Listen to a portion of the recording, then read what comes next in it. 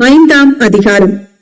உங்களிலுள்ள மூப்பருக்கு உடன் மூப்பனும் கிறிஸ்துவின் பாடுகளுக்கு சாட்சியும் இனி வெளிப்படும் மகிமைக்கு பங்காளியுமாயிருக்கிற நான் புத்தி சொல்லுகிறதென்னவென்றால், உங்களிடத்தில் உள்ள தேவனுடைய மந்தையை நீங்கள் மேய்த்து கட்டாயமாய் அல்ல, மனப்பூர்வமாயும் அவலட்சணமான ஆதாயத்திற்காக அல்ல, உற்சாக மனதோடும் சுதந்திரத்தை இருமாப்பாய் ஆளுகிறவர்களாக அல்ல, மந்தைக்கு மாதிரிகளாகவும் கண்காணிப்பு செய்யுங்கள்.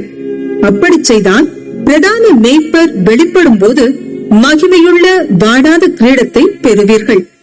அந்தபடி இளைஞரே, மூப்பருக்கு கீழ்ப்படியுங்கள். நீங்கள் எல்லாரும் ஒருவருக்கொருவர் கீழ்ப்படிந்து மனத்தாழ்மையை அணிந்து கொள்ளுங்கள். பெருமையுள்ளவர்களுக்கு தேவன் எதிர்த்து நிற்கிறார், தாழ்மையுள்ளவர்களுக்கோ கிருபை அளிக்கிறார். ஆகையால் ஏற்ற காலத்திலே தேவன் உங்களை உயர்த்தும் படிக்கு அவருடைய பலத்த கைக்குள் அடங்கியிருங்கள்.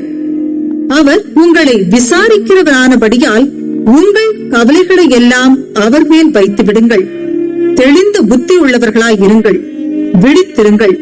ஏனெனில் உங்கள் எதிராளியாகிய பிசாசானவன் கர்ச்சிக்கிற சிங்கம் போல் எவனை விழுங்கலாமோ என்று வகை தேடி சுற்றித் திரிகிறான். விசுவாசத்தில் உறுதியாயிருந்து அவனுக்கு எதிர்த்து நில்லுங்கள்.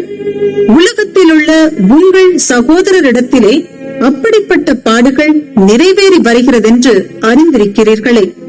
கிறிஸ்து இயேசுவுக்குள் நம்மை தமது நித்திய மகிமைக்கு அழைத்தவராயிருக்கிற சகல கிருபையும் பொருந்திய தேவன் தாமே கொஞ்ச காலம் பாடு அனுபவிக்கிற உங்களை சீர்படுத்தி, ஸ்திரப்படுத்தி, பலப்படுத்தி நிலைநிறுத்துவாராக.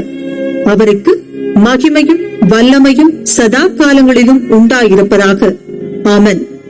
உங்களுக்கு புத்தி சொல்லும்படிக்கும் நீங்கள் நிலை கொண்டு நிற்கிற கிருபை தேவனுடைய மெய்யான கிருபைதான் என்று சாட்சியிடும்படிக்கும் நான் சுருக்கமாய் உங்களுக்கு எழுதி எனக்கு தோன்றுகிறபடி உண்மையுள்ள சகோதரனாகிய சில்வானுவின் கையிலே கொடுத்து அனுப்பியிருக்கிறேன். உங்களுடனே கூட தெரிந்து கொள்ளப்பட்டிருக்கிற பாபிலோனில் உள்ள சபையும் என் குமாரனாகிய மார்க்கும் உங்களுக்கு வாழ்த்துதல் சொல்லுகிறார்கள். ஒருவரை ஒருவர் அன்பின் முத்தத்தோட வாழ்த்துதல் செய்யுங்கள். கிறிஸ்து இயேசுவுக்குள்ளான உங்கள் அனைவருக்கும் சமாதானம் உண்டாவதாக. ஆமென்.